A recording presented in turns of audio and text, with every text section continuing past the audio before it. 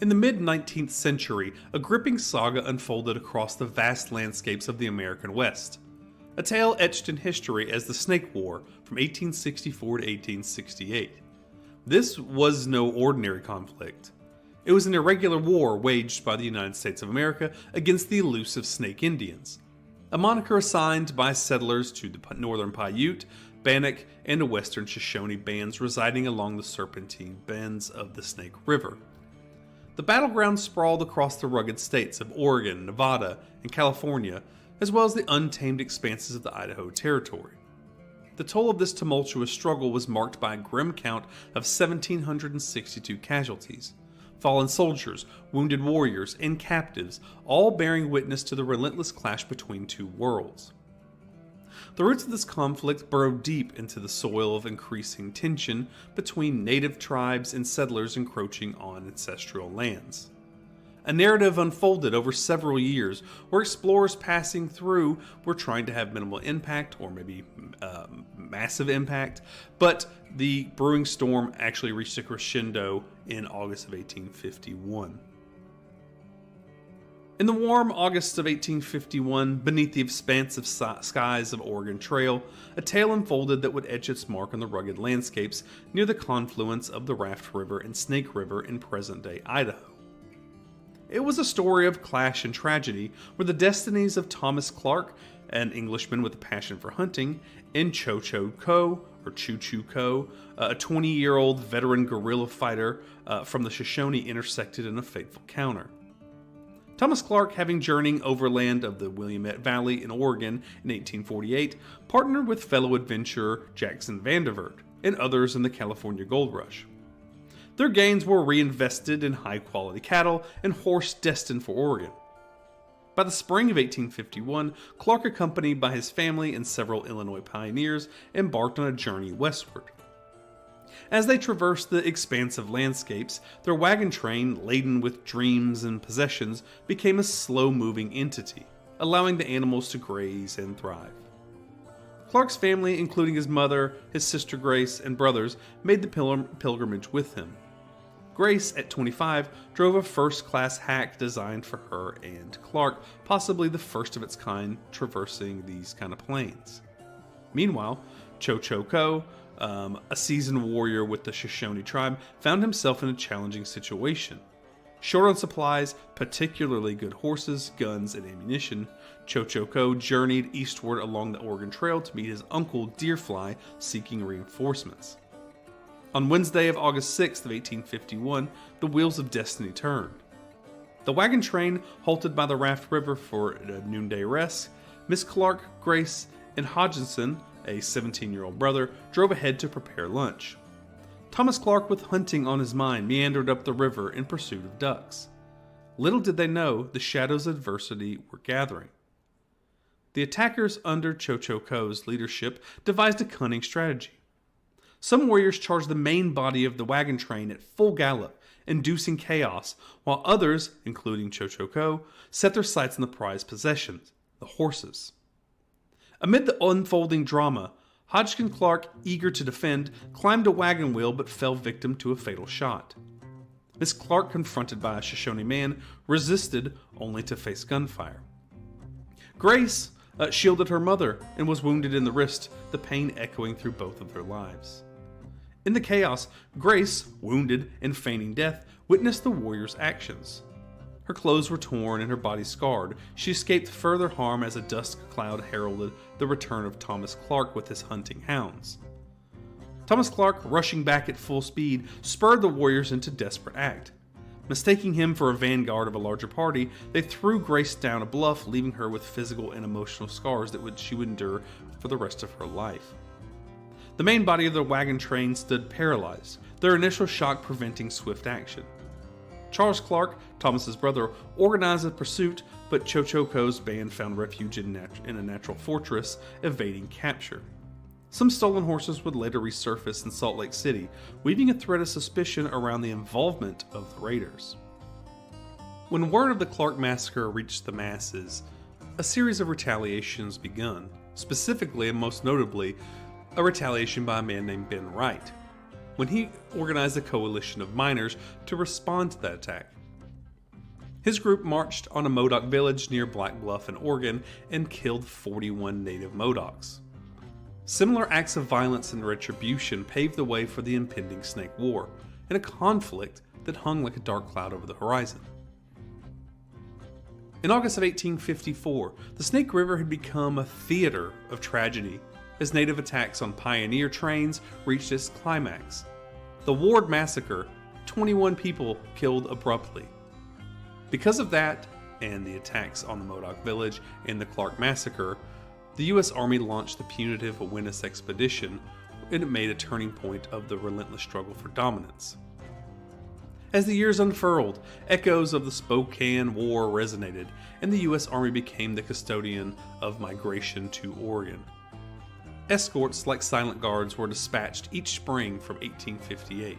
Yet, the relentless tension persisted, especially for straggling groups like the ill-fated Myers Party, meeting their demise in the Salmon Falls Massacre of 1860, and that actually claimed 29 lives. As federal troops withdrew in 1861 to confront the upheavals of the American Civil War, the torch was passed to the California Volunteers. Subsequently, the 1st Washington Territory Infantry Regiment and the 1st Oregon Cavalry replaced Army exports on the immigration trails, a shifting of the guard against the ever-encroaching shadows of conflict. Amidst the turmoil, a visual journey reveals the Nez Perce Reservation in Idaho, a testament to the geographical chessboard where tribes and settlers played their moves. The landscape echoed the silent resistance of Western Shoshone, Paiute, and other local Indians against the relentless encroachment, a resistance that would soon be known as the Snake War. Yet, the tendrils of conflict extended beyond territorial disputes. As gold mining waned in California in the late 1850s, a new wave of prospectors sought their fortunes venturing north and eastward up into the upper Great Basin and the Snake River Valley. A desperate competition for resources ensued, fueling violent bloodshed on both sides as miners consumed more game and water, and that dug into the Native American lands. In the fall of 1862, a series of gripping events unfolded, setting the stage for a fateful clash between Bear Hunter and Colonel Connor. This saga emerged against the backdrop against sweeping struggles between indigenous peoples and the American settlers that echoed across the vast expanse of the American west of the Mississippi. We've kind of been building up to this point here, so you're seeing the causes of these battles, why people are fighting, and now we're getting into sparking the war. So while the nation's gaze remained fixed on the eastern states embroiled in the Civil War, these incidents unfolded near the boundary of Washington and Utah territories, adding to the complexity of the country. In the shadow of these broader conflicts, a narrative unfolded in this region near Summit Creek, which is now Smithville, when a horse mysteriously vanished, sparking an accusation against a young Shoshone named Pugweenie. The subsequent trial and hanging of this man set off a chain reaction as the Shoshone retaliated, claiming lives of settlers in the Merrill family. Meanwhile, the echoes of the gruesome massacre near Fort Hall in 1859 resonated through the region. A settler company from Michigan, journeying along the Oregon Trail, fell prey at night by presumed local Shoshone. The survivors, hiding along the Portneuf River, bore witness to the brutal aftermath, with Lieutenant Livingston's dragoons encountering a scene of unimaginable horror. A young girl mutilated and left to walk on her stumps, symbolizing the depths of the tragedy. Fast forward to 1860, and the Oregon Trail had become a battlefield in the infamous Battle of the Providence. Elijah Utter and his migrant party faced a deadly assault by Bannock and Boise Shoshone, resulting in a significant loss of life. Reuben Van Ornum, a missing young boy, became the focal point of a quest for justice. His uncle, Zacchaeus Van Ornum, sought assistance from Colonel Connor at Fort Douglas, triggering a dramatic expedition to Cache Valley. The confrontation with Chief Bear Hunter and the subsequent skirmish in the Providence Canyon underscored the tensions that would come to head. As the winter of 1862 approached, Connor dispatched Major Edward McGarry on an expedition to recover stolen livestock, further escalating hostilities. The Bear River crossing witnessed a dramatic episode when the Shoshone breaking camp, fleeing and advancing Army troops, and executing captives. The Deseret News expressed concern about the potential fallout from the executions, highlighting a delicate balance between settlers and Shoshone. The Montana Trail became another theater of conflict when Shoshone warriors seeking vengeance for past actions. A series of attacks on miners culminated in a final catalyst from Connor's expedition, a Shoshone assault on a group of 8 miners near Franklin. As the survivors reached Salt Lake City, Chief Justice John F. Kinney, not Kennedy, Kinney, issued warrants to arrest Shoshone chiefs, setting the stage for a military response. As soldiers from Fort Douglas prepared for a formidable expedition northward to confront the Shoshone, Colonel Connor had designed a plan. Keen on a surprise assault, he divided his command into detachments, ensuring that they met at strategic intervals during their journey at the Cache Valley. The response to Connor's military campaign echoed across diverse sentiments. George A. Smith, chronicling in the journal History of the LDS Church, hinted at skepticism, fearing the expedition might result in catching friendly Indians, leaving the guilty untouched. On the contrary, the Deseret News, in an editorial, expressed hope for the eradication of hostile parties, applauding Connor's potential success.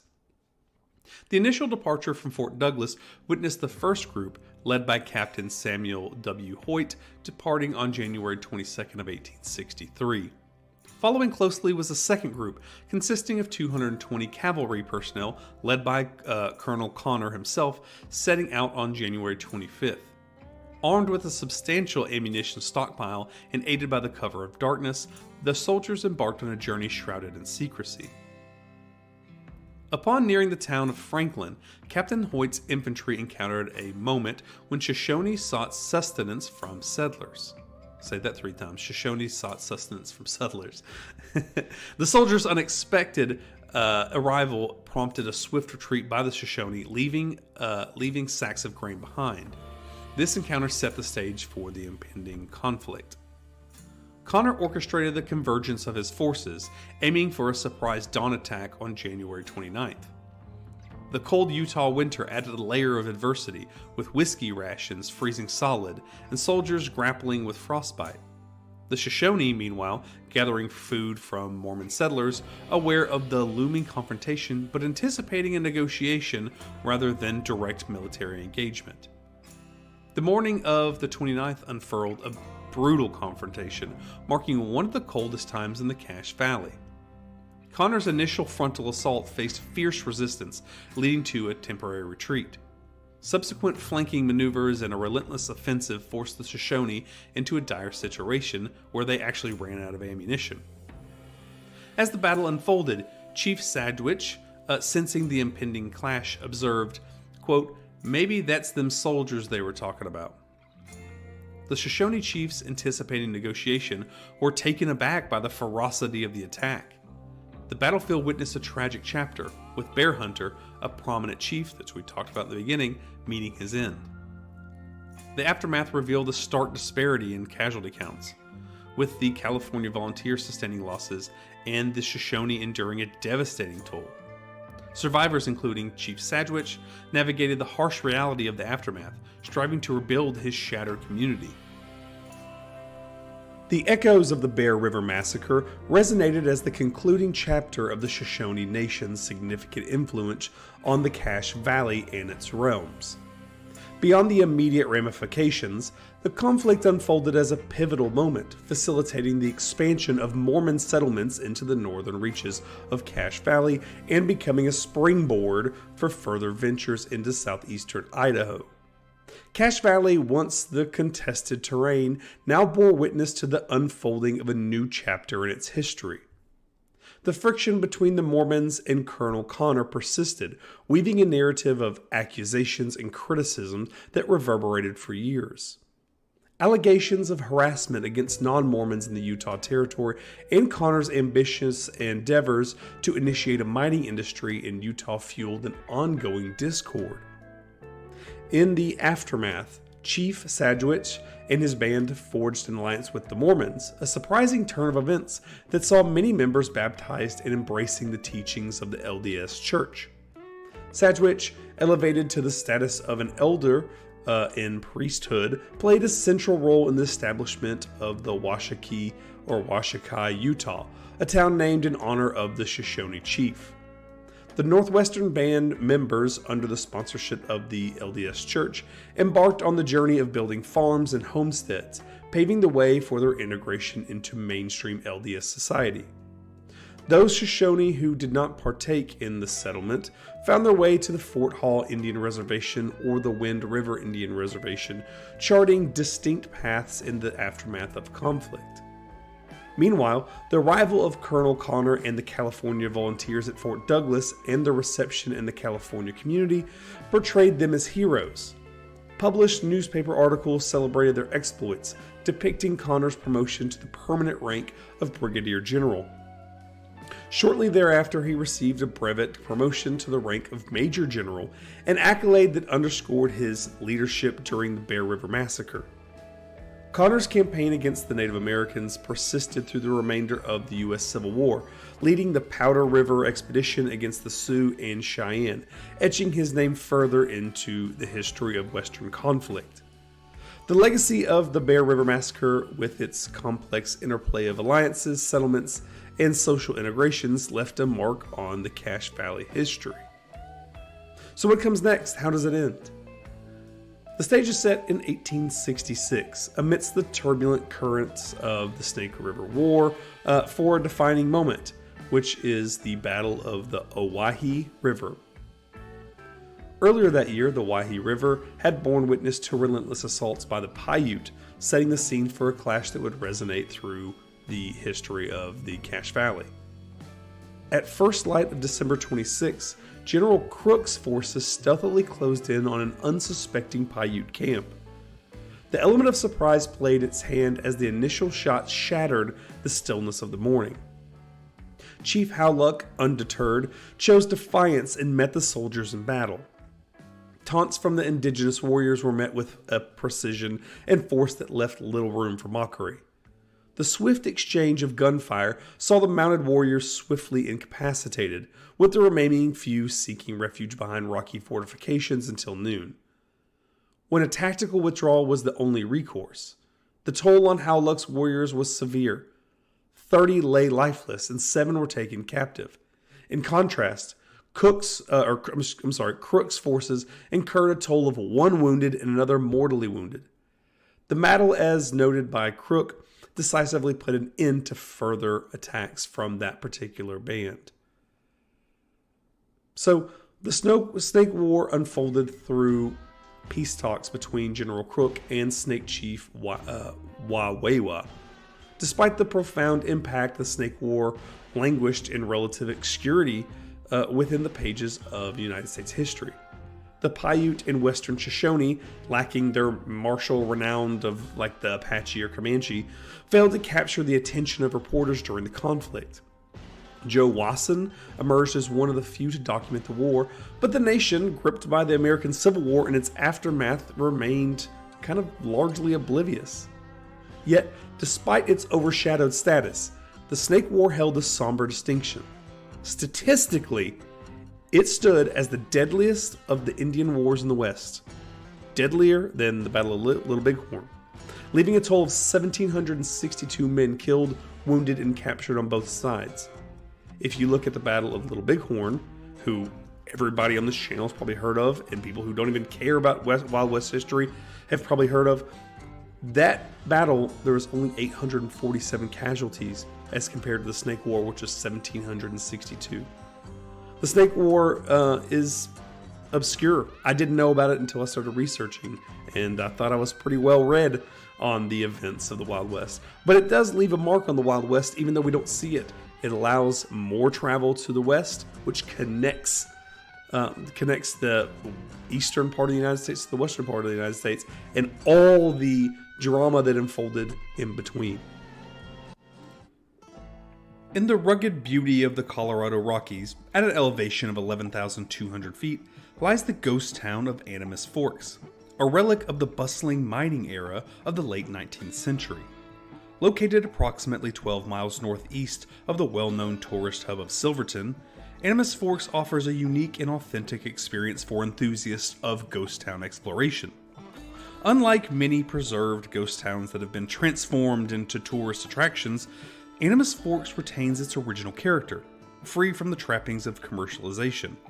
Abandoned since the early 1920s, this remote settlement stands as a testament to the transient nature of boom towns in the American West.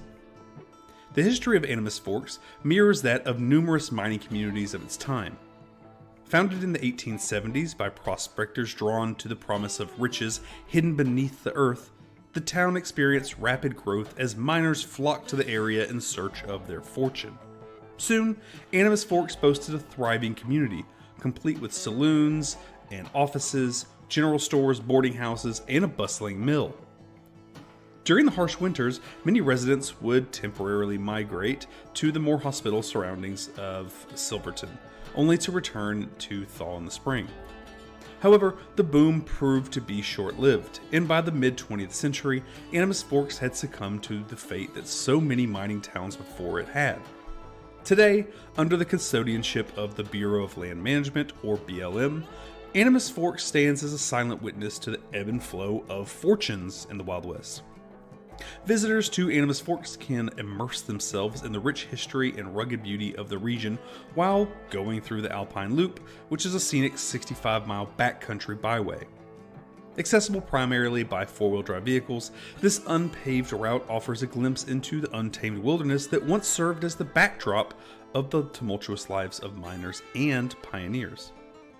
Surrounded by cascading waterfalls and mountain meadows and the occasional sighting of bighorn sheep, Animas Forks invites intrepid travelers to step back in time and explore the remnants of a bygone era in the heart of the Colorado Rockies. Our next one is Bannack, Montana. Bannack, Montana is a captivating ghost town and a relic of the frenzied gold rush that gripped the American West in the mid-19th century. Revered as one of the finest preserved ghost towns in the state, Bannack beckons adventurers and history buffs and paranormal enthusiasts alike to explore its storied past and lingering mysteries. Dating back to its establishment in 1862 along the tranquil banks of Grasshopper Creek, Bannack's history is steeped in tales of triumph, tragedy, and treachery. What began as a promising frontier settlement soon descended into a maelstrom of chaos, corruption, and violence.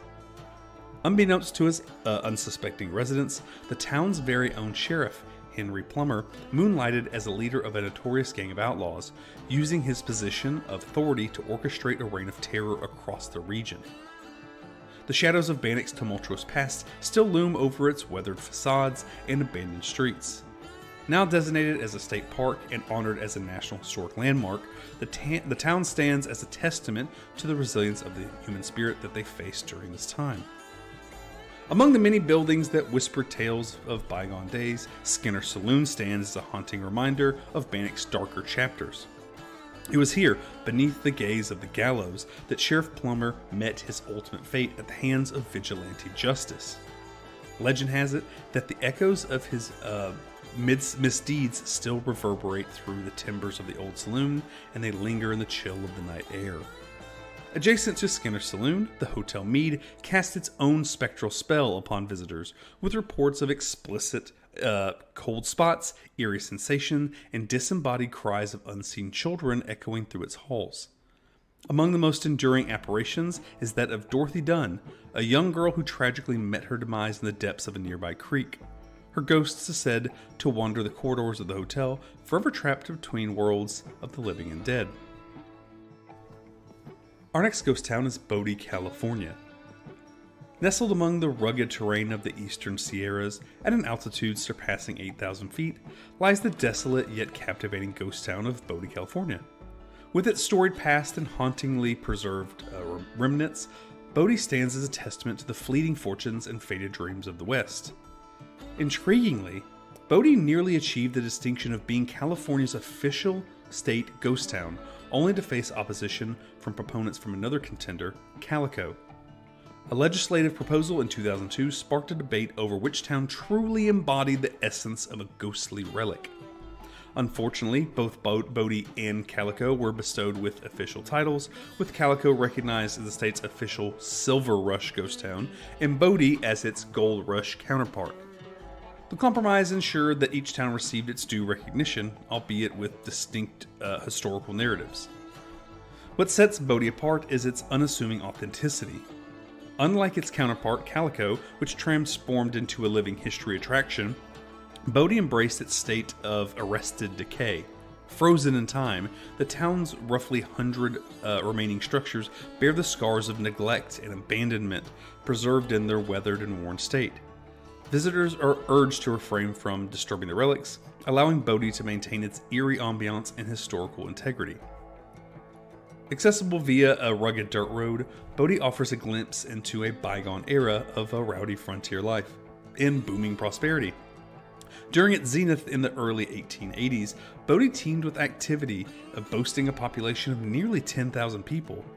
A bustling hub of commerce and vice, the town boasted a red light district, a vibrant Chinatown, and a saloon on practically every corner. Yet, Bodie's fortunes were fleeting as they were grand. Ravaged by fires and beset by economic decline, the town entered a downward spiral from which it never fully recovered.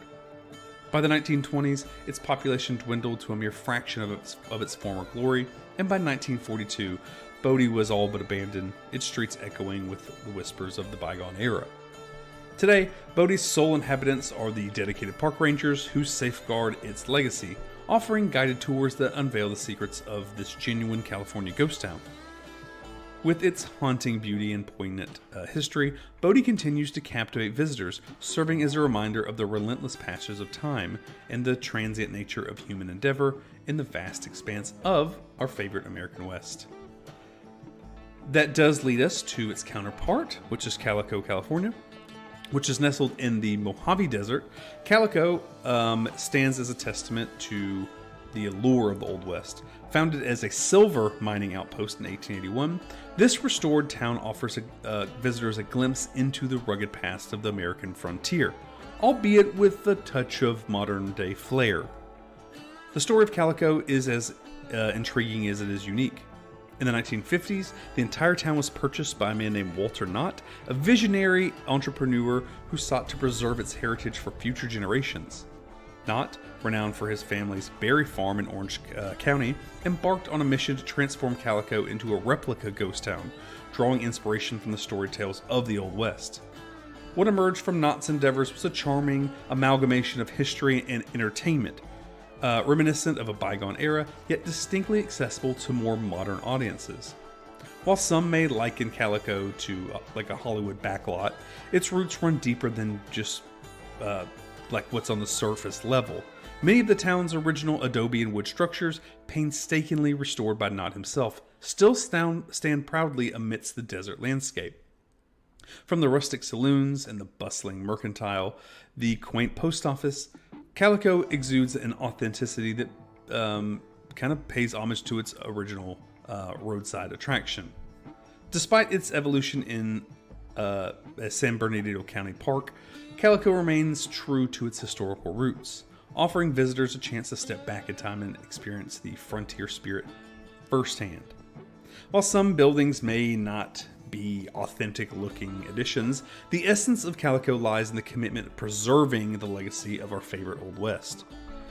For those seeking a more immersive ghost town experience, Calico offers a wealth of activities to delight and entertain. From gold panning to scenic excursions aboard a vintage narrow-gauge railway, visitors can immerse themselves in the sights of and sounds of a bygone era. And for the more adventurous souls, that's not me, brave enough to venture into the depths of the Silver King mine, you can do so at your own risk.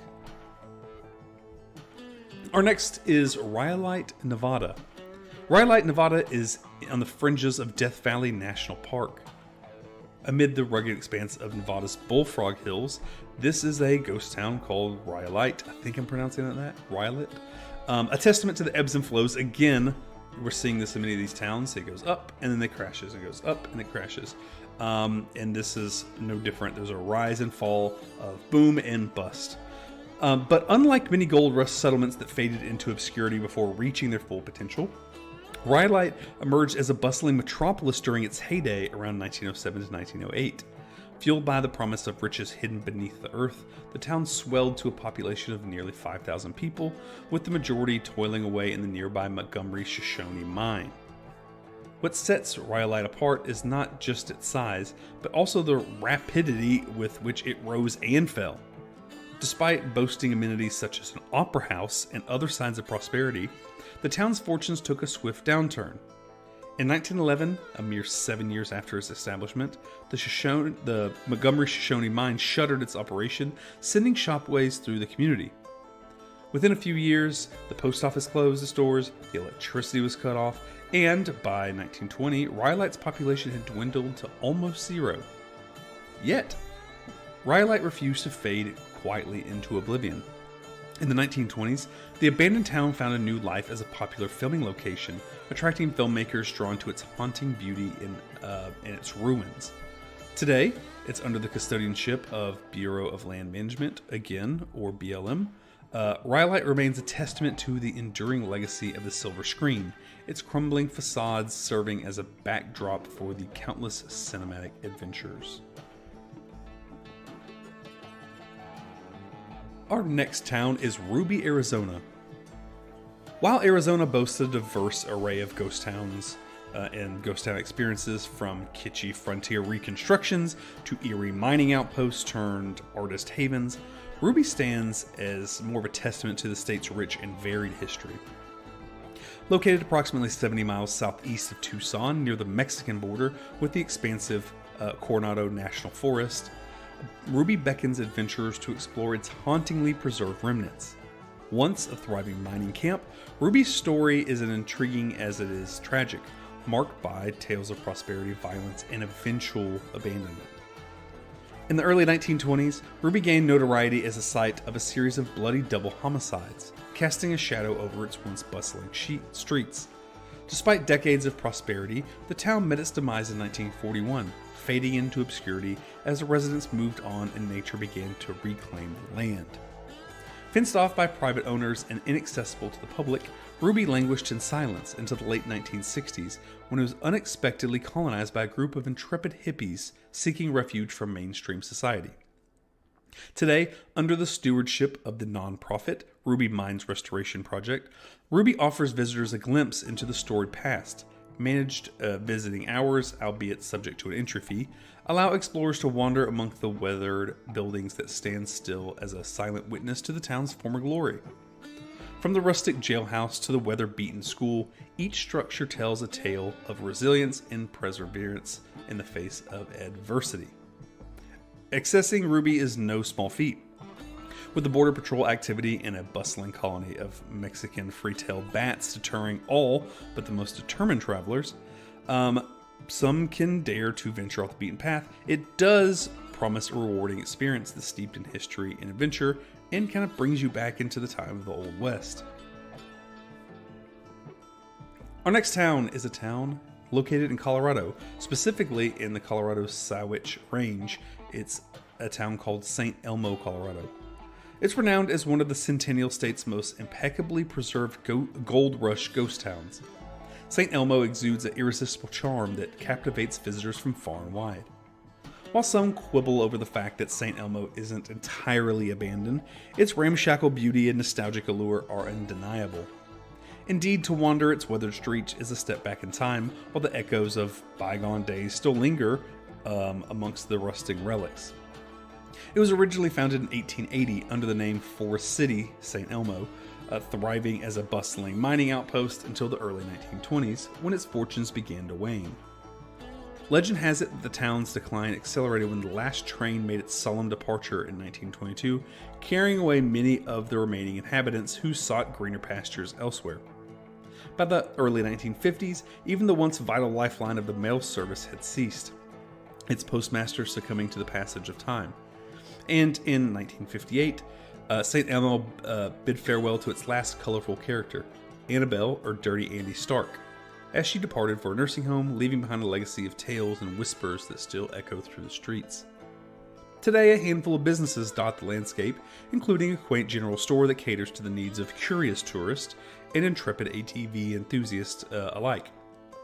Yet amidst the abandoned buildings, there lingers a sense of anticipation, as if spirits of the past still walk among us. Indeed, sightings of Dirty Annie herself are rumored to occur from time to time, and spectral reminder of the town's storied past. Nestled along the remote reaches of the Continental Divide National Scenic Trail, amidst the rugged beauty of Wyoming's wilderness, lies the historic enclave of South Pass City.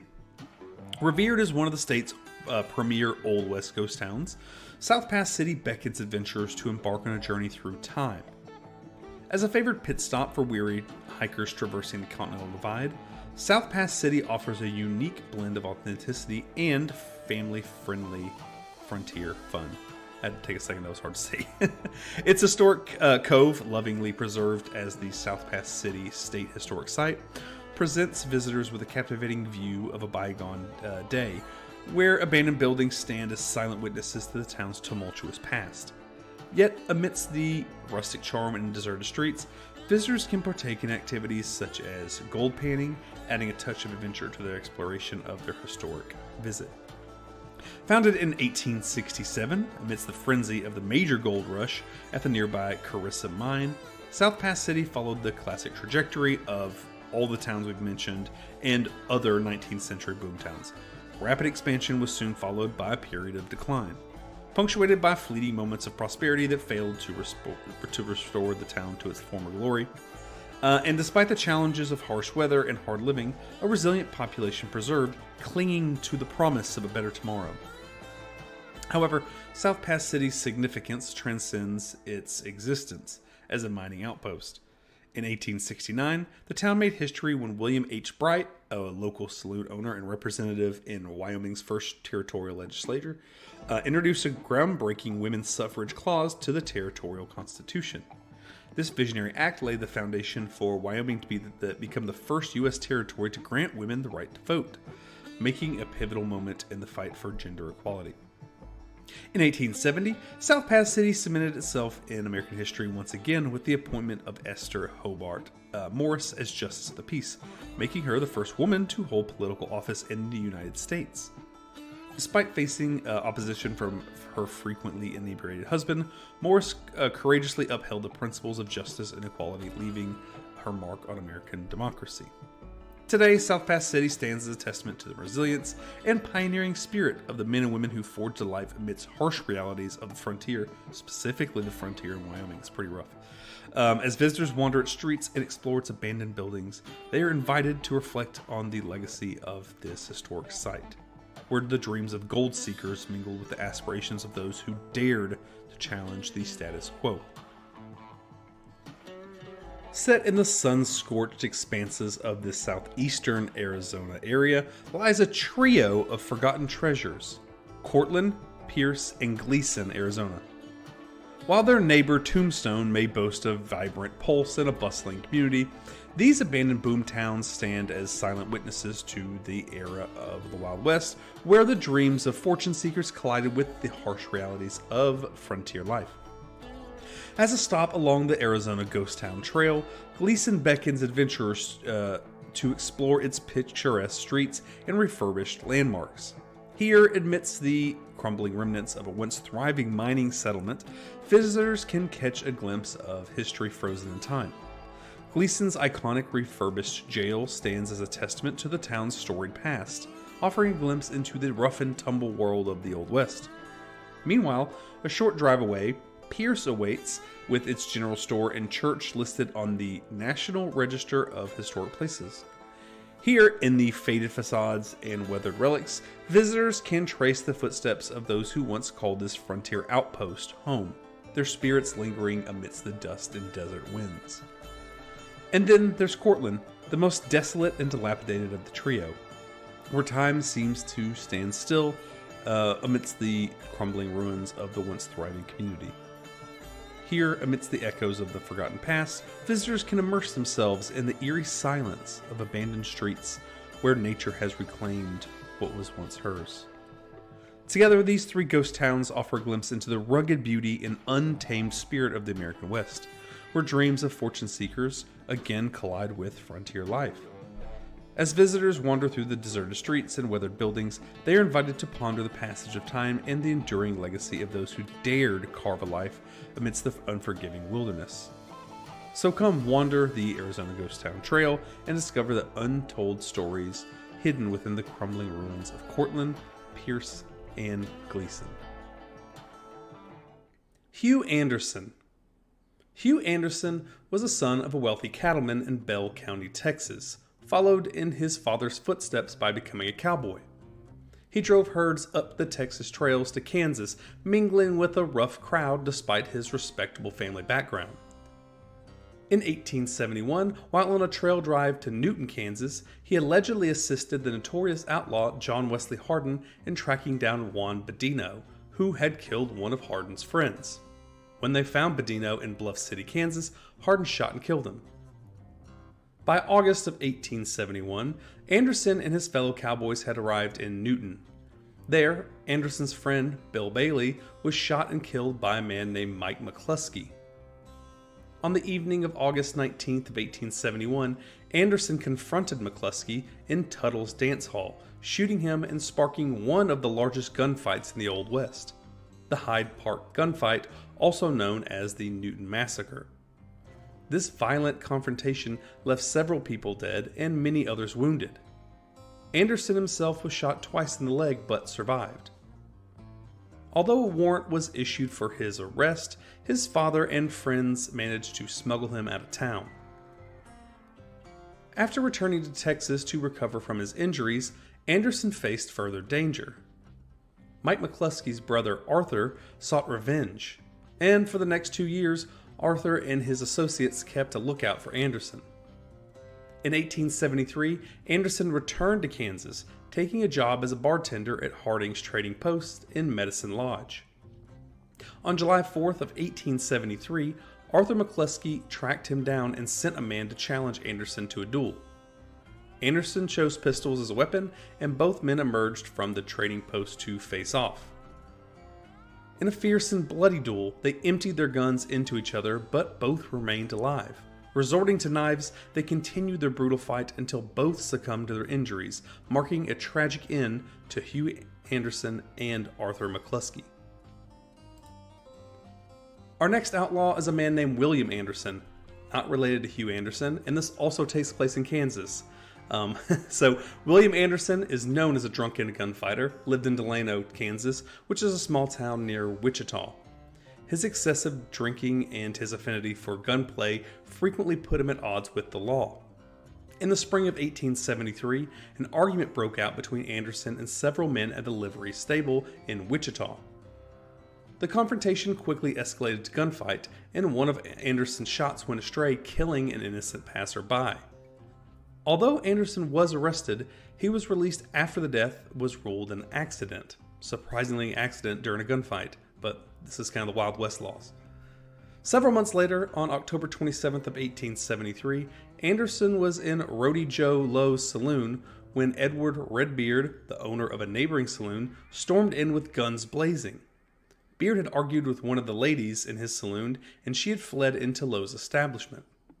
In his attempt to shoot her, Beard missed and instead hit one of the Lowe's girls. In retaliation, Lowe grabbed his shotgun and fired at Beard, who staggered outside. Anderson, standing at the bar, was caught in the crossfire and took a load of buckshot to the eye, leaving him permanently blind. Lowe surrendered to Sheriff John Meager and faced trial. He was acquitted of shooting Beard, but was subsequently tried for injuring William Anderson. Before the second trial could take place, Joe Lowe left town. As a result of his injuries, Anderson spent the rest of his life sitting outside of Cowtown saloons with his hat in his hands, begging for coins. William Billy Brooks, also known as Buffalo Bill, was a buffalo hunter, gunfighter, and lawman turned outlaw in Kansas. Born in Ohio around 1832, Brooks ventured westward as an adult, becoming a renowned buffalo hunter. His success earned him the nickname Buffalo Bill, often causing confusion with the more famous, and everybody knows, William Buffalo Bill Cody and the original Kansas buffalo hunter, William Buffalo Bill Mathewson. In addition to his buffalo hunting, Brooks gained a reputation as a gunfighter. By 1870, he was working as a stage driver for the Southwestern Stage Company, running routes between Wichita, Kansas and Fort Sill, Oklahoma. He later began driving the stage to Newton, Kansas. We're going back there again, it's a pretty dangerous place during this time, where he was appointed city marshal in 1872, earning a whopping $75 per month. In June that year, he encountered several drunken Texas cowboys at a local dance hall. After running them out of town, they turned on him and shot him 3 times, once near the collarbone and twice in his limbs. Despite his injuries, the fearless Brooks pursued the cowboys for about 10 miles before returning to Newton for medical attention. Brooks recovered from his minor gunshot wounds and resigned as city marshal. He then appeared in Dodge City, Kansas in early 1873, where he again worked as a lawman. Though he was effective in clearing the town of its seedier elements, he was considered too quick on the trigger. In his first month, he was reportedly involved in 15 gunfights. In one notable incident, he killed 4 men who sought revenge after he killed their brother. Concerns arose among the Dodge City officials regarding several men killed under questionable circumstances, including a man Brooks killed in an argument over a local dance hall girl. After a confrontation with a gunfighter, Kirk Jordan, Brooks left his position and returned to his old job as a stage driver for the Southwestern Stage Company. In early 1874, the stage company lost its mail contract to a rival company, leading to Brooks losing his job. In June, several mules and horses owned by the rival company were stolen, allegedly by Brooks and several accomplices, in an attempt to undermine the rival company and regain their jobs. The following month, Brooks and 2 other men, L.B. Hasbrook and Charlie Smith, were arrested and jailed near Caldwell, Kansas, awaiting trial. However, they never saw the inside of a courtroom. On July 29th, a lynch mob stormed the jail, took Brooks and the other 2 men to a large tree, and hanged them. Despite their pleas for mercy and a fair trial, all 3 were executed. Reportedly, Brooks struggled violently as the rope failed to break his neck, leading to death by strangulation. Charles Charlie Bryant, also known as Blackface Charlie, was an Oklahoma outlaw who rode with the notorious Dalton Gang. Born in Weiss County, Texas, Bryant worked as a cowboy from a young age.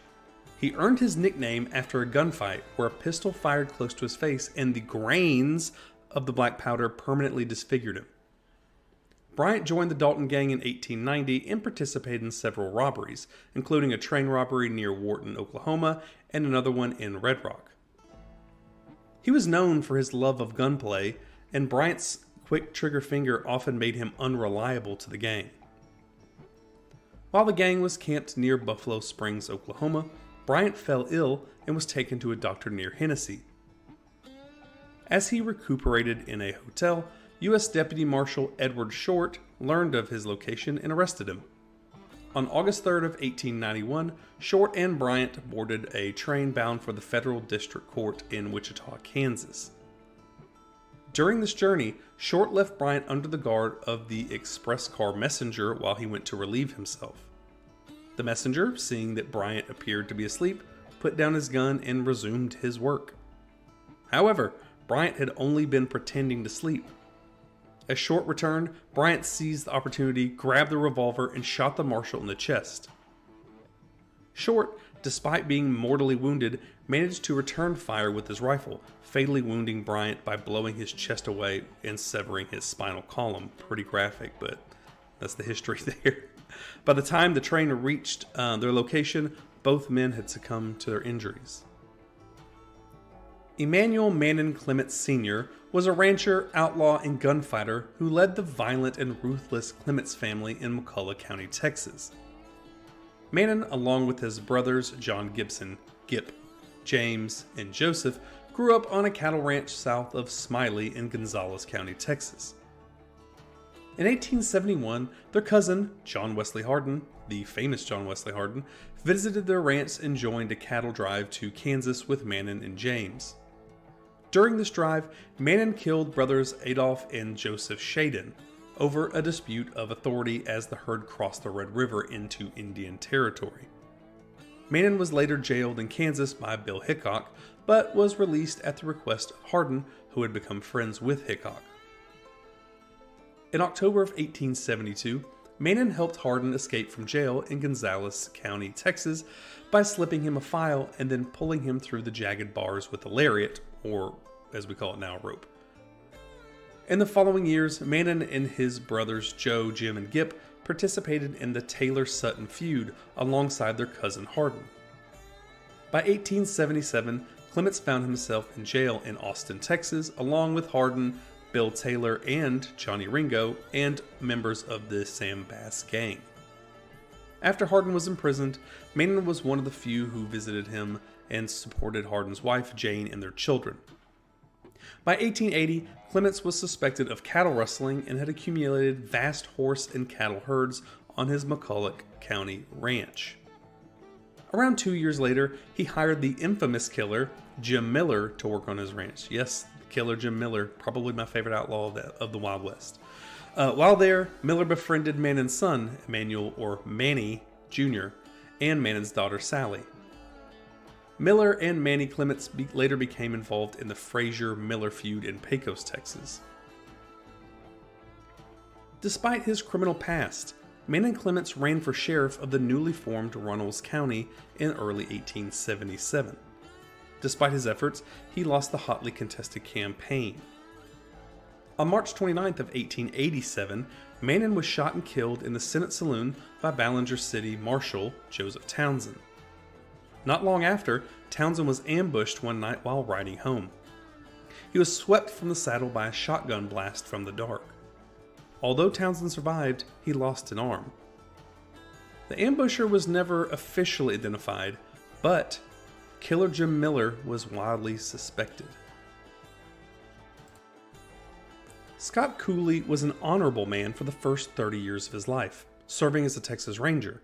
But his life took a dark turn when he got involved in the Mason County War and befriended notorious outlaw Johnny Ringo. Born in Texas in 1845, Cooley was orphaned early after Native Americans killed his parents. He was unofficially adopted and raised by a rancher named Tim Williamson, who, along with his wife, nursed Cooley through typhoid as a child. Cooley grew up with tremendous respect for the couple, which would later influence his actions during the Mason County War. As a young man, Cooley joined the Texas Rangers, serving in the Company D, earning recognition for his relentless pursuit of outlaws.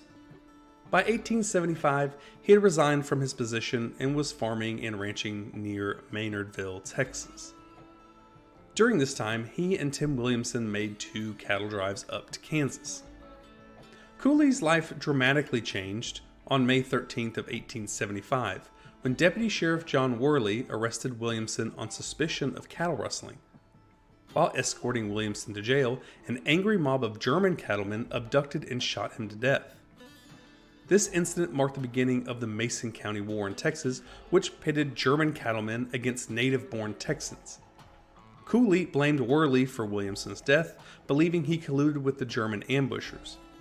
When no indictments were made against them, Cooley took matters into his own hands. He recruited several men, including John and Mose Beard, George Gladden, and Johnny Ringo, to avenge Williamson's death. Cooley and his posse first went to Worley's home, where they found the deputy working on his well with an assistant, who had been lowered over the side. Cooley shot Worley dead, causing the well worker to tumble to the bottom. He then scalped Worley, proudly displaying the scalp to the Germans. They continued their revenge by killing Pete Bader, believed to have been Williamson's killer, and then Daniel Horster, suspected of being part of the ambush. The Germans retaliated when a posse led by Sheriff John Clark ambushed Mose Beard and George Gladden, killing Beard and seriously wounding Gladden. The posse included Charles Bader, brother of Peter Bader. In response, Cooley and his allies killed several members of the ambushers, leading to the hanging of 2 of Cooley's Confederates. The violence continued for several months, with the Texas Rangers doing little as many were friends with Cooley. Finally, in December of 1875, Scott Cooley and Johnny Ringo were arrested by Sheriff A.J. Strickland, but they later escaped from the Lampasas County Jail with the help of friends. Cooley evaded a posse at the Llano River and was believed to have fled to Blanco County, where he was sheltered by friends. He died a short time later, supposedly of brain fever. Only a few minor gunmen were ever charged for the violence, one of whom was Johnny Ringo, who was acquitted. And we all know the story of Johnny Ringo, where he would later resurface in Tombstone and meet up with the famous Wyatt Earp. Charles T. Ray, also known as Pony Deal, was an outlaw and gunfighter in the American West.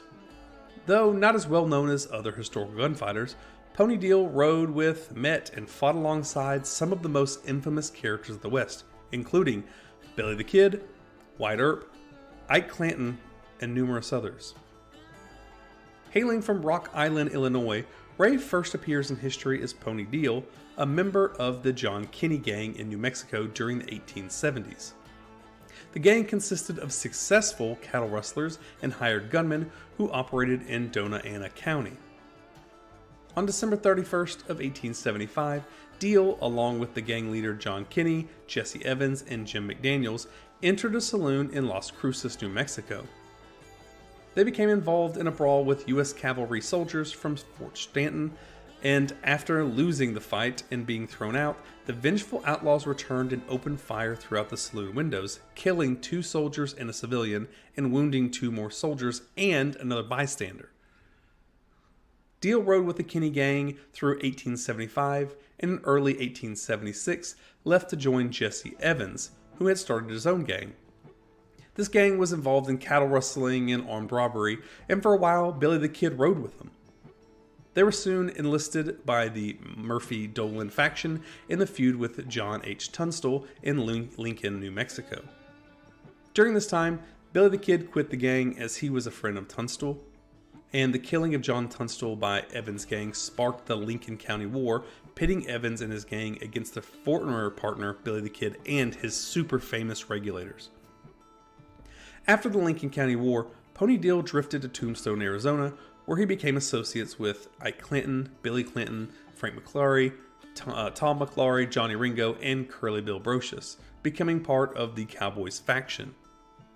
Deal was involved in various events leading up to the gunfight at OK Corral and was suspected of numerous robberies, cattle rustlings, and the theft of U.S. Army mules alongside Sherman McMasters.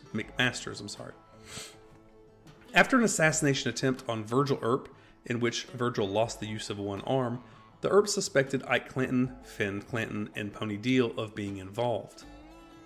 Wyatt Earp sought Deal during the Earp Vendetta ride but was unable to find him.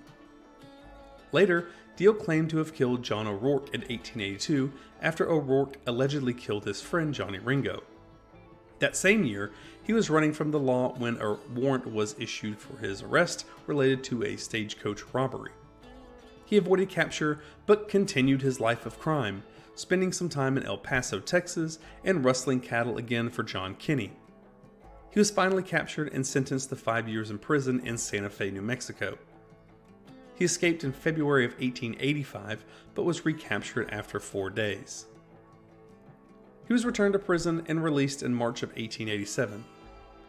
After his release, he kind of disappears from history, but there are some accounts that he was killed in a gunfight. The Colt Patterson Revolver. Also known as the Texas Colt, the Colt Patterson Revolver was the first practical revolving cylinder handgun made. This .36 caliber revolver was invented by Samuel Colt in 1831 and was patented in 1836. Texas served as kind of the proving ground for this revolutionary firearm. In 1839, the Republic of Texas ordered 180 of these revolvers for the Texas Navy, but it really solidified its name into Texas lore because it was the revolver issued to the early Texas Rangers. Most of you Wild West fans would know this, but The Texas Rangers were kind of a frontier force in the early years and were used to fight Native Americans who could fire multiple arrows in the same time it would take a single-shot pistol to be reloaded. This new Colt revolver gave them the edge they needed to defend themselves against Native American raids and put the native population on the defensive. The specific model used by the Texas Rangers is called the holster model, and it came with a 9-inch barrel. This Texas Colt was used by the Texas military during the Seminole Wars, the Texas Indian Wars, the Mexican-American War, and later models were used by the Confederacy during the American Civil War. This revolver weighed almost 3 pounds, and they were known to be both 28 and 36 caliber. This single-action revolver had a 5-round cylinder and had a muzzle velocity of 900 feet per second. The Texas Colt was super effective at around 65 yards. But there were some weird things about this firearm, mainly the trigger. See, the trigger would only extend out when the hammer was cocked back and ready to fire. There were a lot of instances where the trigger would get jammed, and in its retracted state, you'd be unable to fire. This made the gun pretty useless in battle when this happened. The other problem with the firearm is that it was considered underpowered. Some would even say that the wounds it inflicted weren't enough to take the enemy combatant out. Even with these problems, Texas Ranger Captain Jack Hayes and Samuel Walker were huge advocates of the continued use and improvement of the Texas Colt. It was extremely important in the Battle of Bandera Pass. Each Texas Ranger was equipped with 2 Texas Colts. This gave them 10 shots to use instead of the 5s that their combatants got. It is pretty easy to say that the Colt Patterson rifle is one of the most important pieces of our Wild West puzzle. The Model 1841, the Mississippi Rifle. The famous Mississippi Rifle was the first standard U.S. military rifle to use a percussion lock system. This system provided much more reliability than the previous flintlock systems because of their ability to hold up in various weather events. First produced by Harper's Ferry Armory, famous jumping off point for the Civil War, and also known as United States Armory and Arsenal at Harper's Ferry, this rifle became instrumental during the Seminole Wars, the Mexican-American Wars, and even into the Civil War. The original Mississippi rifle was a 54 caliber using 1.66 rifling. By 1855, the rifle was changed to a 58 caliber so that they can implement the mini ball ammunition that had become the standard of the time. The original rifle wasn't set up to have a bayonet, but the appropriate changes were made by 1855 to have that a part of the rifle design. So, how did the rifle earn its distinct nickname? It actually originated from the Mexican-American War when Jefferson Davis, the future president of the Confederacy, was appointed colonel of the Mississippi Rifles, a volunteer regiment from, you guessed it, Mississippi.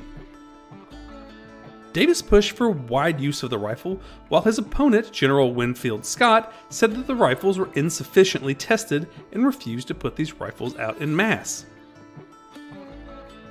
The Model 1841 evolved into the Springfield Model 1855, which became the standard issue weapon for the regular Army infantry.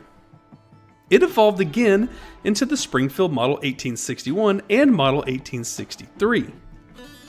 The American Civil War saw the Mississippi rifle fade into the background. It was generally considered old-fashioned, but still effective. Union troops carried it until 1863, and the 45th New York Infantry used the rifle beyond Gettysburg. Some sharpshooters from the Confederacy used the rifle until the end of the Civil War. The Winchester Model 1887 lever-action shotgun.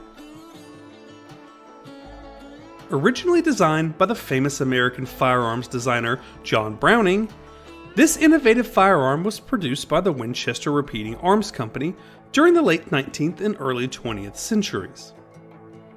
The Model 1887 is considered one of the first successful repeating shotguns using the famous lever-action design that the Winchester Repeating Arms Company was known for. John Browning actually suggested that the shotgun be a pump action, but Winchester and their management said for brand recognition, their firearms would be lever action. The shotgun shells at the time used black powder as a propellant, and the Model 1887 was designed in both 10 and 12 gauge models. We see serious use of this firearm on the Wild West frontier. Famous Arizona Sheriff John Slaughter considered this to be his favorite gun for clearing out the Arizona Territory. Along with his Winchester repeating shotgun, he helped track the famous Apache chief Geronimo and arrested or killed Wild West outlaws and the famous Jack Taylor gang. Lawman Jeff Milton used his 10-gauge 1887 Winchester shotgun to kill the famous three-fingered Jack Dunlop during an attempted holdup of the Southern Pacific Railway in the Arizona Territory.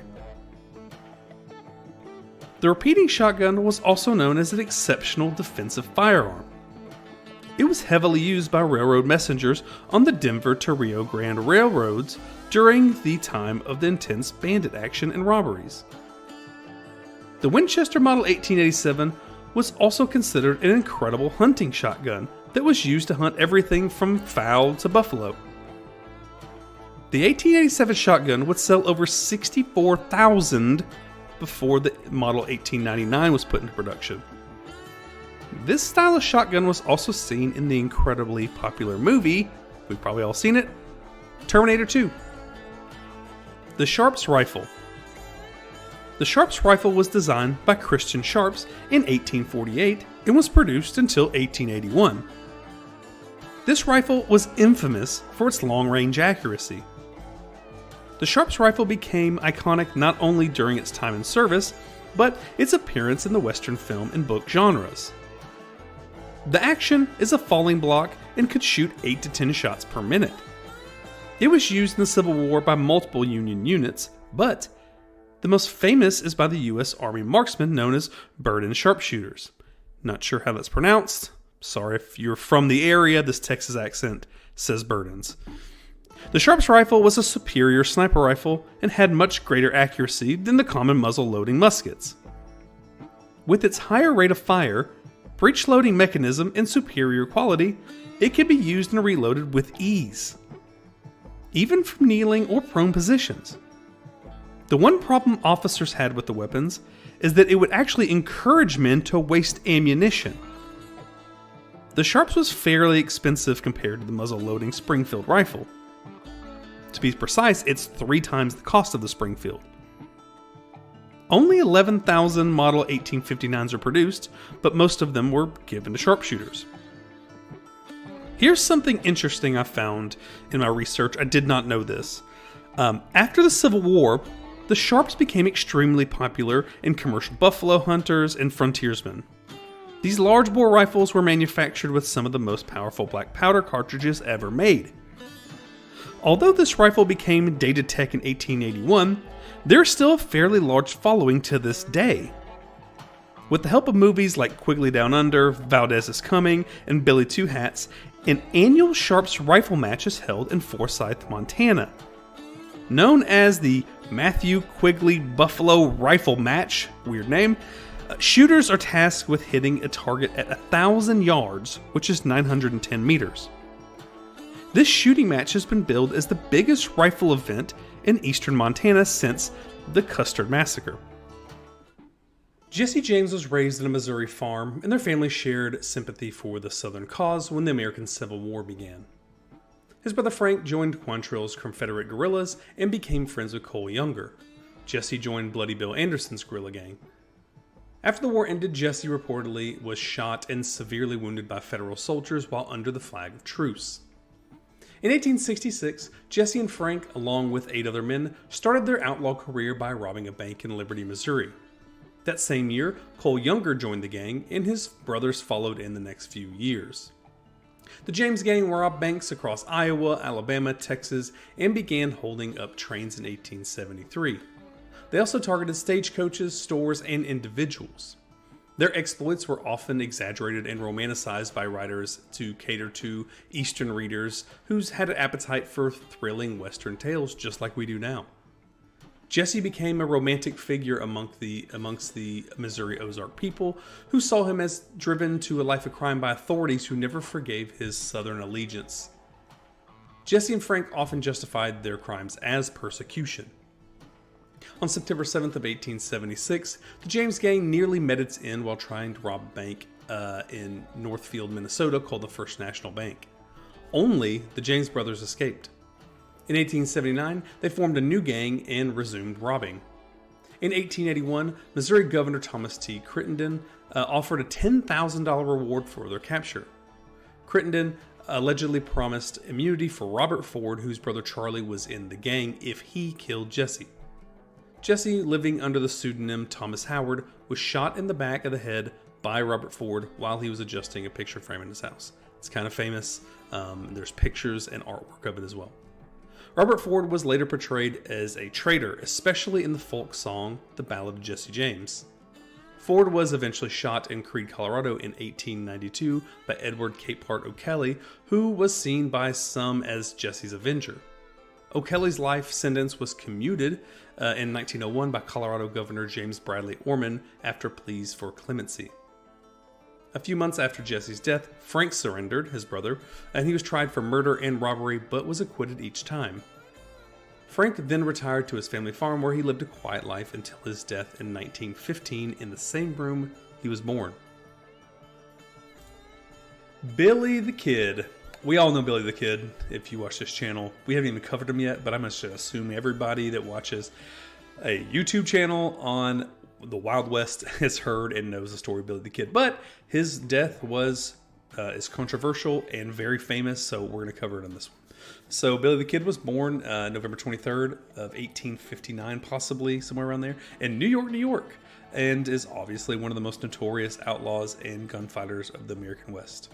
Despite his claim of 21 men killed, we think that the number's fewer than 10. So he was born on New York's East Side, and his birth name, we think, is Henry McCarty or William H. Bonney Jr. He moved with his family to Kansas as a child. After his father died, his mother remarried, and the family relocated to Colorado, and then later to New Mexico. In his early teens, Billy turned to a life of crime, wandering the southwest and northern Mexico, often in the company of gangs. Billy's criminal activity escalated until he was captured by Sheriff Pat Garrett in December of 1880. He was tried for a murder in April of 1881 in Mesilla, New Mexico, found guilty, and sentenced to hang. However, on April 28th of 1881, Billy made a daring escape from jail, killing 2 deputies in the process, and he remained a fugitive until Pat Garrett tracked him down. On the evening of July 14th of 1881, at a ranch home of Pete Maxwell in Fort Sumner, New Mexico, Billy the Kid met his end. Garrett, having been tipped off about Billy's whereabouts, waited in Maxwell's darkened bedroom. When Billy entered, he was reportedly unarmed and asked in Spanish, "Who is this?" Garrett responds with 2 fatal shots, one hitting Billy in the chest, killing him instantly. The dramatic end of his life cemented Billy the Kid's status as arguably the most legendary figure of the Wild West. You can find Billy's grave in Fort Sumner, New Mexico, and his life and death have inspired countless stories and legends. There remains some debate of his true identity. Like I said earlier, he's known as Henry McCarty during his childhood. He would later use the name William H. Bonney Jr. Another theory suggests that Billy the Kid was actually Ollie L. Roberts, or Brushy Bill, who purportedly escaped and lived in Mexico and the U.S. Southwest and performed Wild West shows until the 1950s. Butch Cassidy. Butch Cassidy was a notorious American outlaw and a leading member of the Wild Bunch, a gang of bank and train robbers who operated throughout the western United States in the 1880s and 90s. Robert Parker, who later took on the alias Butch Cassidy, adopted his new name from Mike Cassidy, an older outlaw who taught him cattle rustling and gunslinging between 1884 and 1887. Except for the 2 years spent working as a cowboy from 91 to 92, and another 2 years in the Wyoming State Prison, 94 to 96, Butch Cassidy spent most of his life in the company of various outlaws. His closest friend and partner in crime was L.Z. Lay. Together, whether alone or part of the gang, they robbed numerous trains and banks and paymasters and rustled horses and cattle.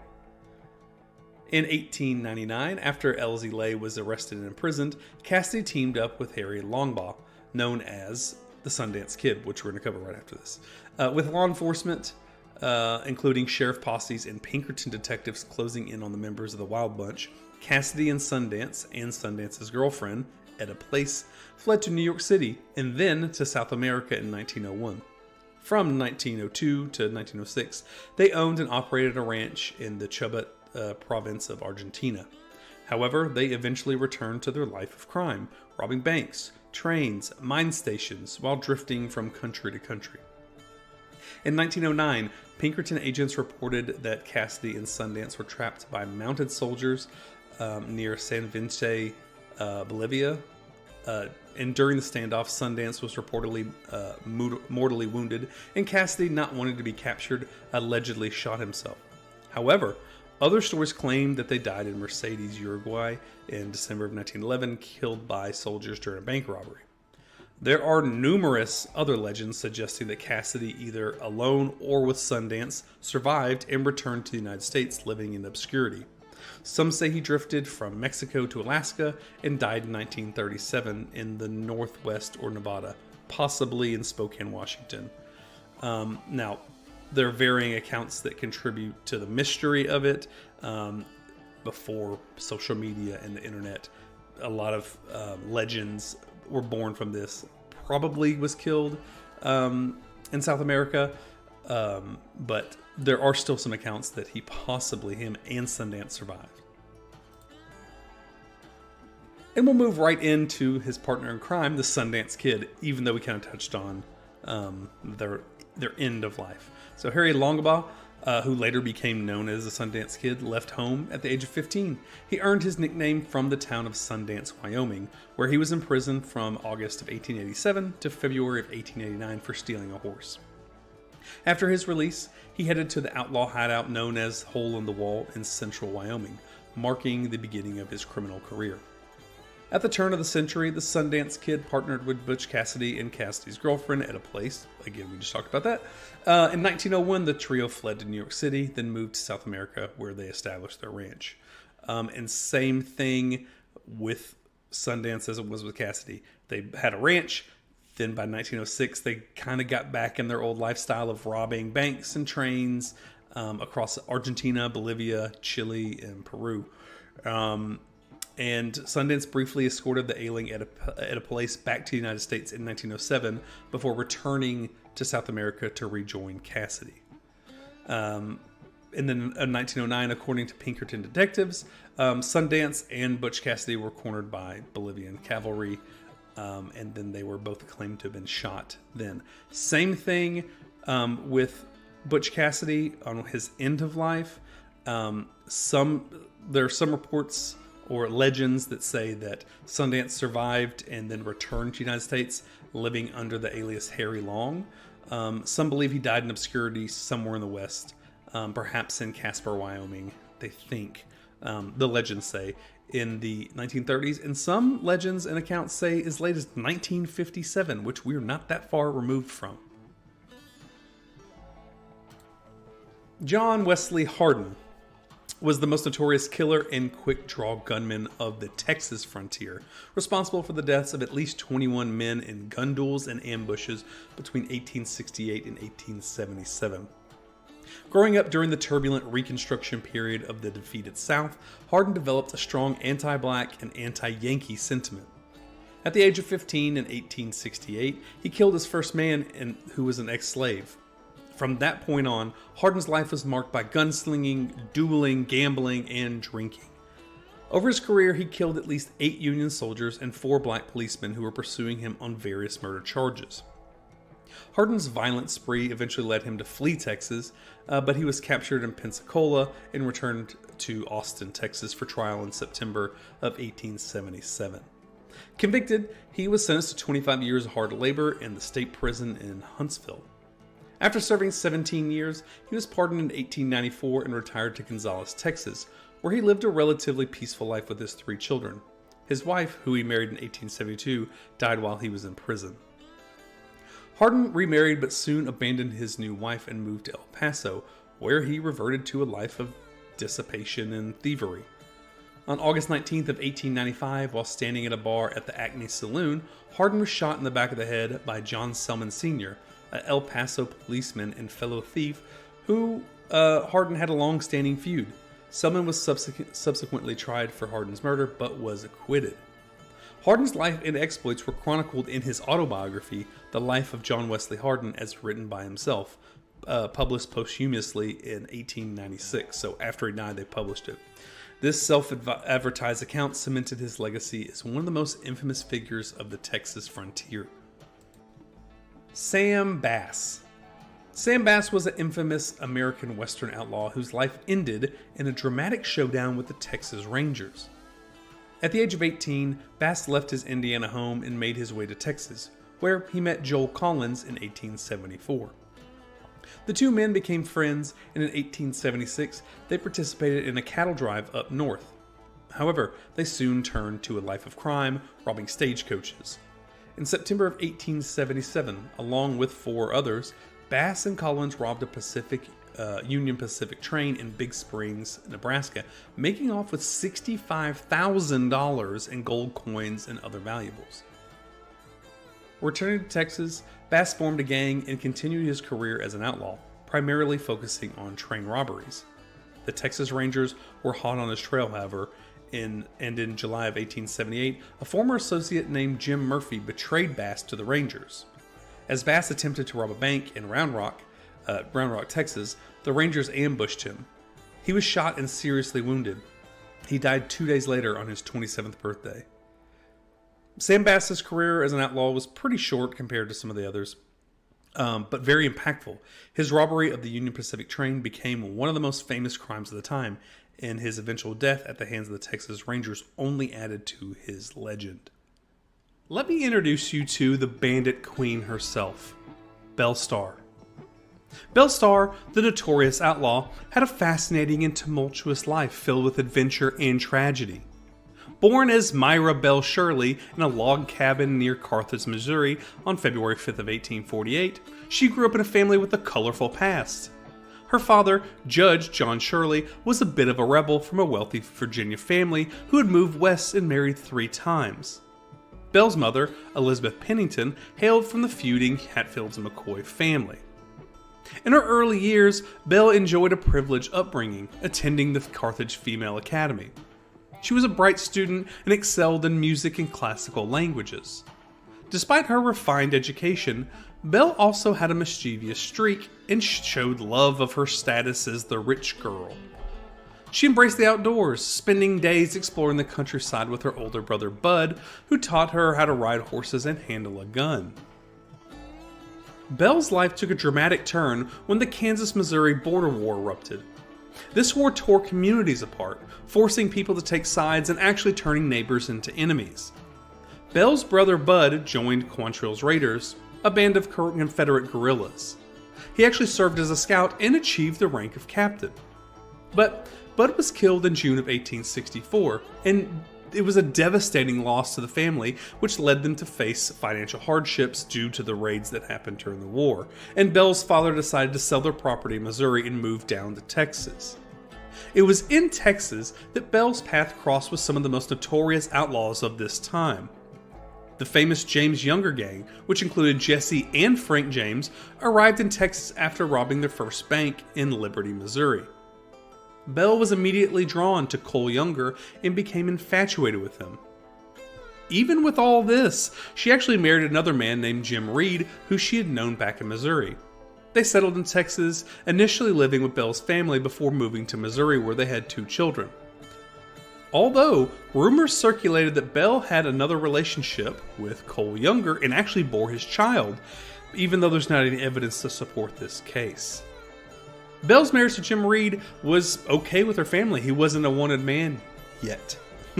But Reed's outlaw activity actually caught up with him, and he was killed in a gunfight in 1874, and that left Belle a widow with 2 young children, and she took to the outlaw trail.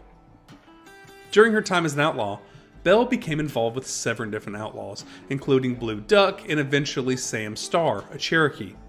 Bell and Sam settled down on a farm in Oklahoma, which Bell's named Younger's Bend in honor of Cole Younger.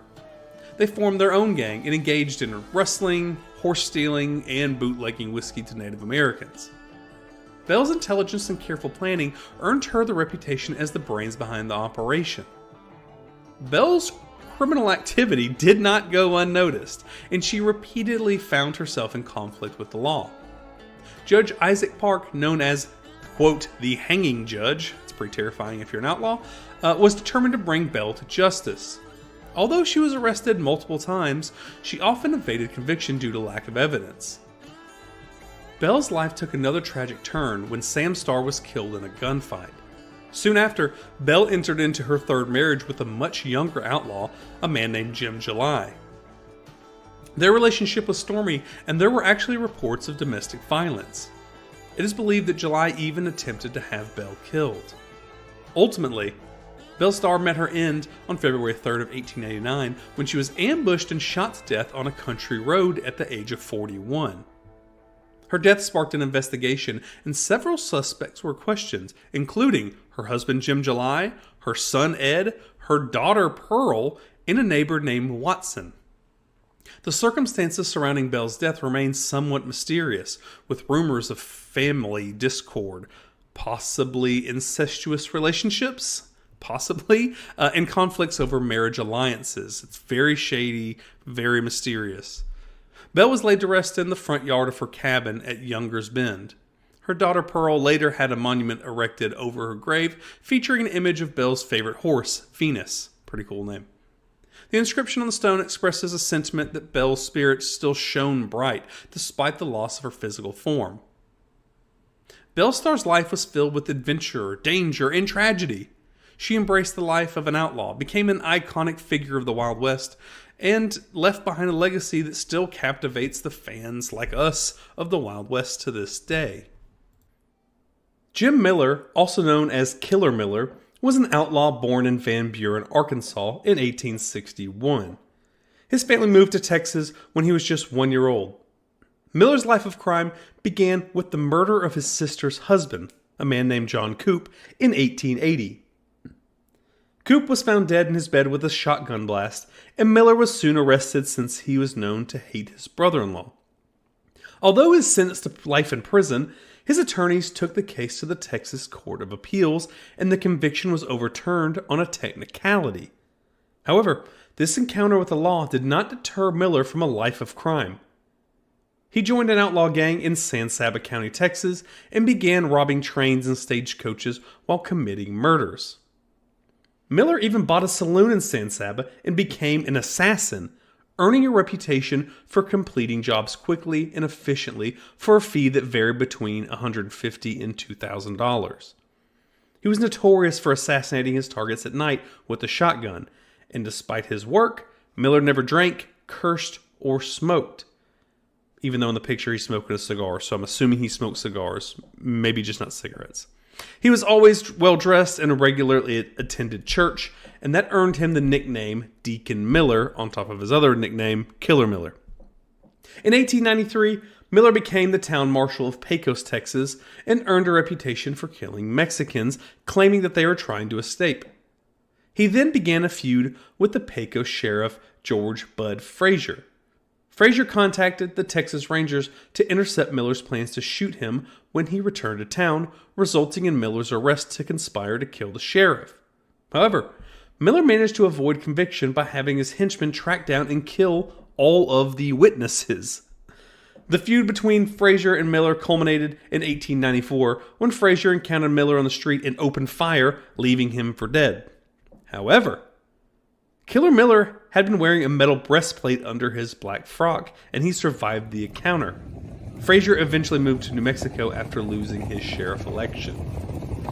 Despite his family's wealth through real estate, Miller continued to work as an assassin into the early 1900s. His assassination business rivals attorneys, lawmen, and anyone who received an assassination request. Despite being seen during these assassinations, Miller managed to stay out of jail either by claiming self-defense or just having all of the witnesses murdered before trial. That just blows my mind. Miller's luck ran out in 1909 when he was contracted by ranchers Jesse West and Joe Allen to assassinate cattle rancher and former deputy U.S. Marshal Gus Bobbitt in Ada, Oklahoma. Miller shot Bobbitt with a shotgun, his signature move, but a 19-year-old cowhand named Oscar Peeler witnessed the crime and turned the men in. The Texas Rangers tracked the men down and extradited them to Oklahoma to stand trial.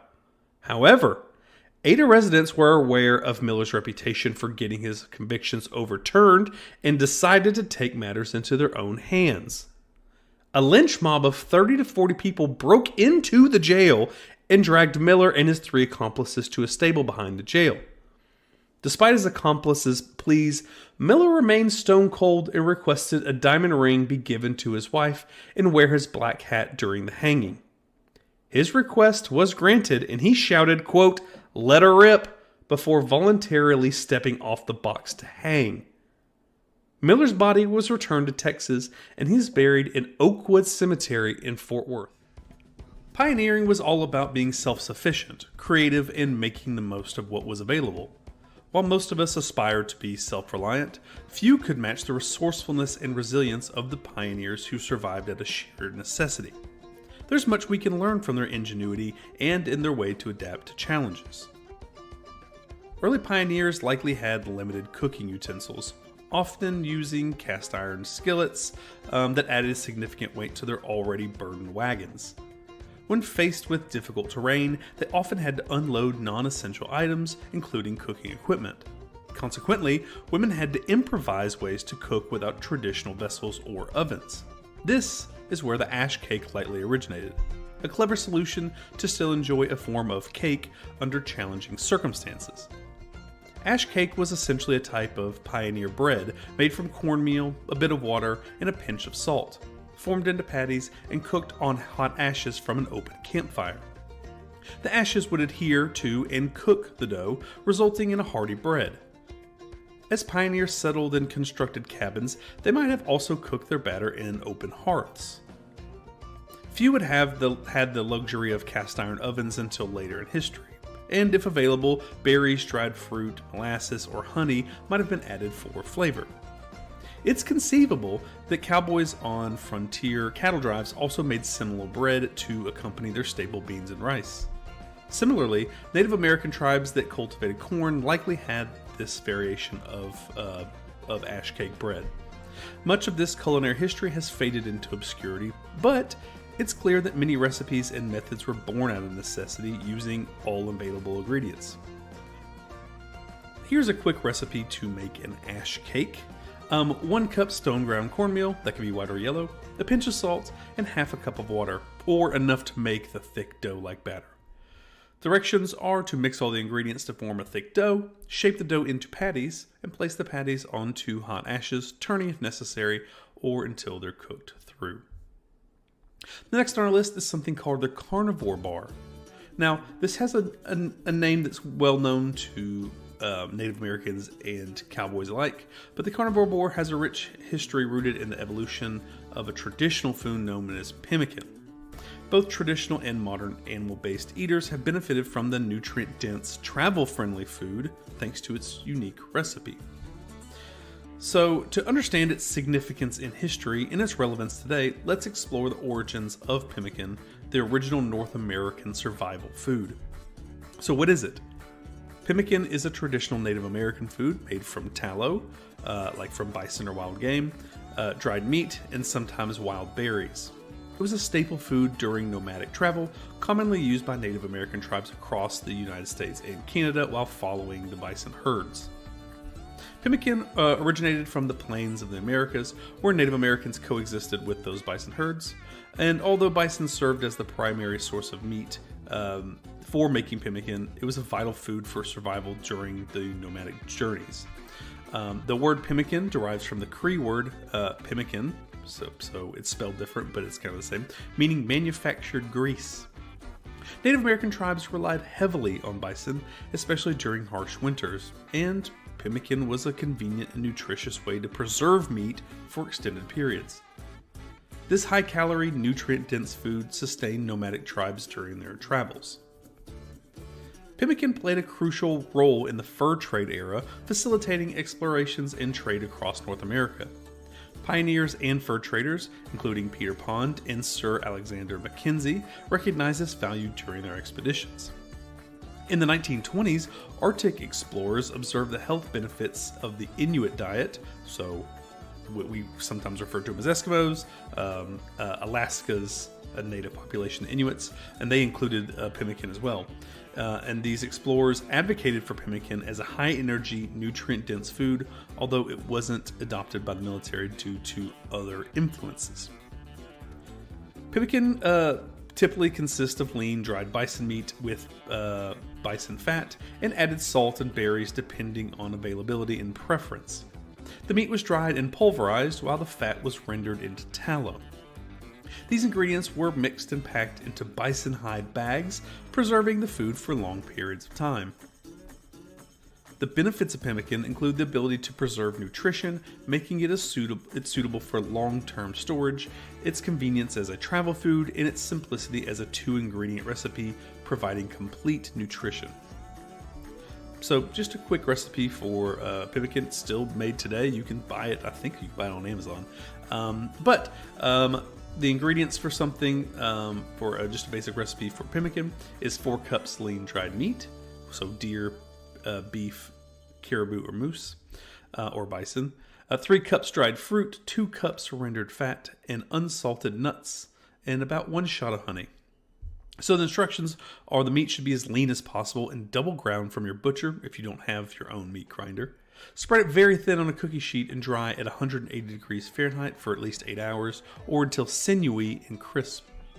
Pound the meat into a nearly powdered consistency using a blender or other tools.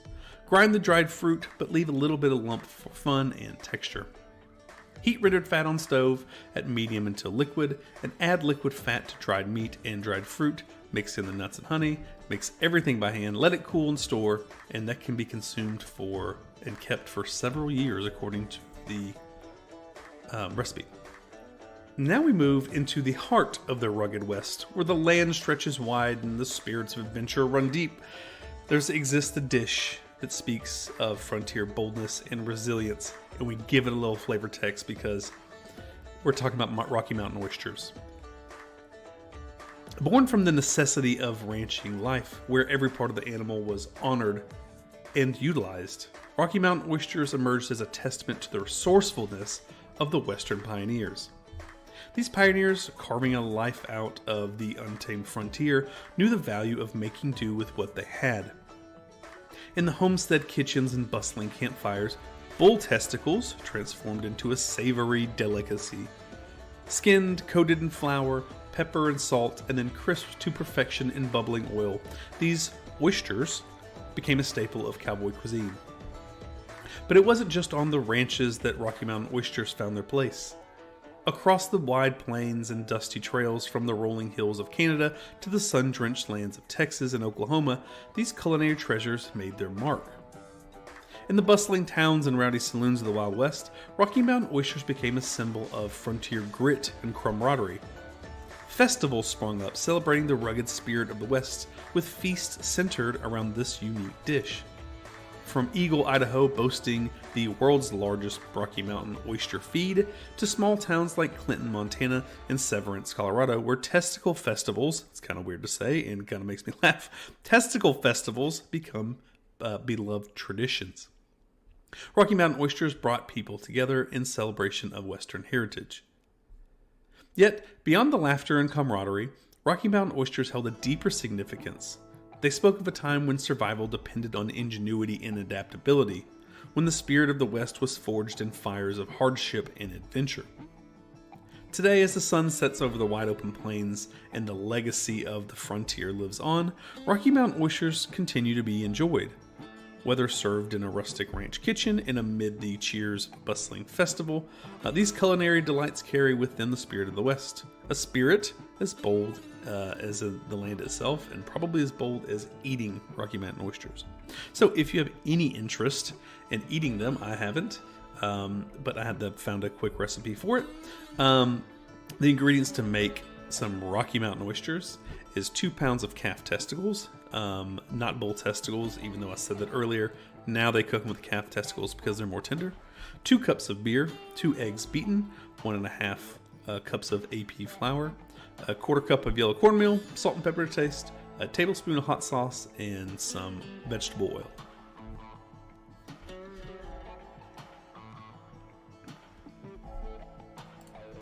Speaking of resourcefulness and using what you have, that brings us to our first dessert on this list.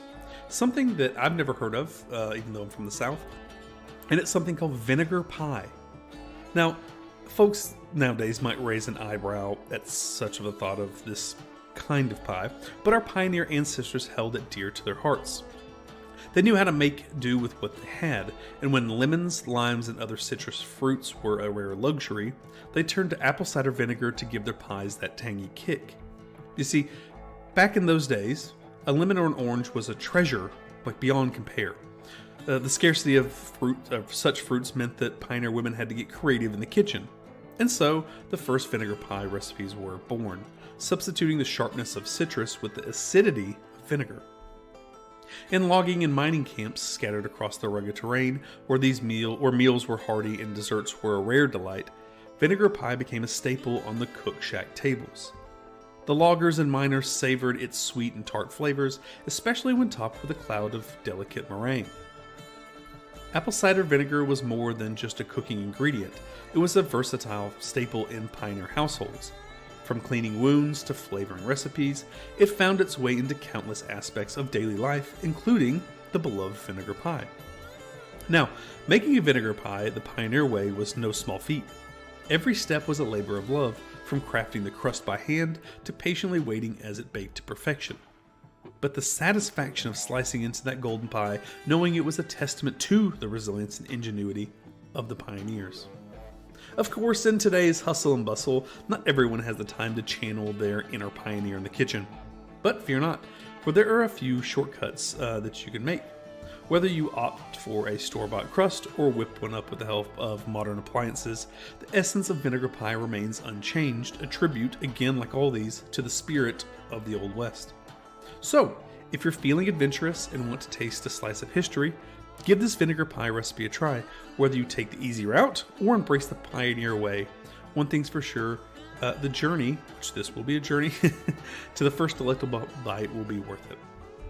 The ingredients for a vinegar pie is a 1/4 cup of sifted AP flour, 1 cup of white sugar, 1 cup of water, 3 egg yolks, an 1/8 teaspoon of salt, 1 tablespoon of butter at room temp, 3 tablespoons of apple cider vinegar, and then you would preheat the oven to 325, mix the flour, and I'll put the full recipe up on the screen so you can see if you want to try it yourself.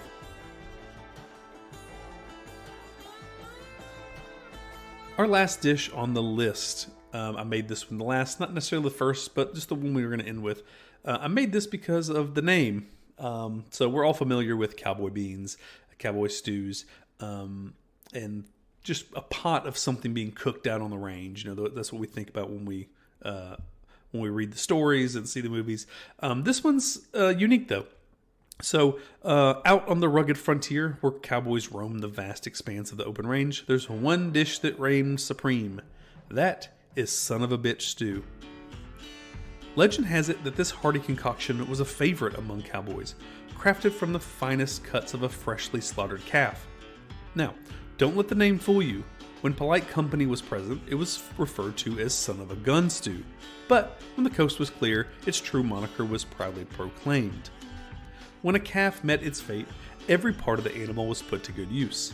The tongue, liver, heart, kidneys, sweetbreads, and brain were carefully collected and delivered to the cook, who knew exactly what to do.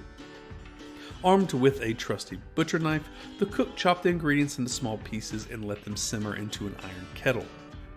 But here's the beauty of son of a bitch stew. There was no hard or fast rule. Every cook had their own recipe, tossing in potatoes, tomatoes, or whatever else happened to be on hand. The only rule is if you could identify all the ingredients, it wasn't a true cowboy stew. Alan Davidson's book, The Oxford Companion to Food, delves into the origins of this legendary dish. It's said that the key to this unforgettable taste lies in the peculiar ingredients known as the marrow gut, yum yum, and this tube-like organ found between two of the calf's stomachs was filled with a substance akin to like bone marrow, imparting a unique flavor to the stew.